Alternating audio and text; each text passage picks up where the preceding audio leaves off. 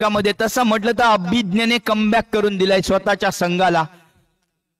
अक्षयला मात्र जखडून ठेवलंय, साखळीमध्ये बांधून ठेवलंय आपल्या गोलंदाजीच्या माध्यमातून. 2 षटकात 24 धावा. तिसऱ्या षटकामध्ये सुरुवात होते. गोलंदाजीचा भार स्वीकारेल गोलंदाज Yash Ghanekar. Yash Ghanekar right arm round wicket मारा करेल आणि सामना करेल सुरत्न. आजच्या रात्रीचा हा युवा सितारा आहे सुरत्न. यासाठी खणखणीत ड्राईव्ह यावेळेला पाहायला मिळतोय सुरत्नकडून.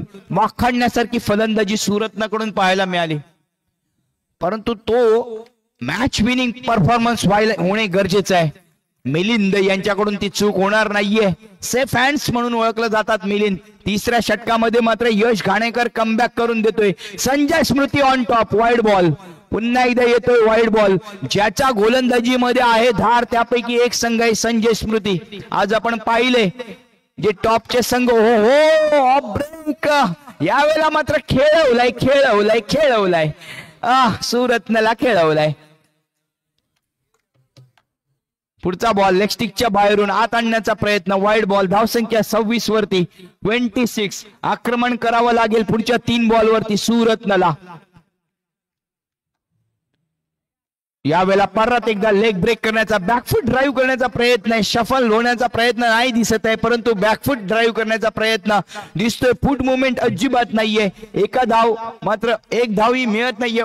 यावेळेला व्हेरिएशन आणि माहिती होता आता मात्र ऑफ ब्रेक येईल. 3 लगातार लेग ब्रेक त्याच्याकडून पाहायला मिळाले. 4था बॉल आलाय ऑफ ब्रेक आणि त्यावरती मिळतोय यश. सुरत्नला परतावं लागेल. फलंदाज बाद होतोय. संजय स्मृती इज ऑन टॉप. तिसरा सामना जिंकण्यासाठी तयार आहे का संजय स्मृती? कारण 26 गड्यांच्या मोबदल्यामध्ये धावसंख्या झाली आहे निर्मिक असोसिएट्स या संघाची. पहिल्या षटकात 15 धावा होत्या, तिसऱ्या षटकात 26 धावा. ही हालाकीची परिस्थिती. काय गोलंदाजी यश घाणेकर यांच्याकडून. पुढचा बॉल पुन्हा एकदा अनुराजला आज रात्रभर बॅट काही त्याची बरसली नाहीच आहे. 2 धावा दिल्यात. What a performance. एकदा जोरदार टाळ्या झाल्या पाहिजेत या गोलंदाजीसाठी.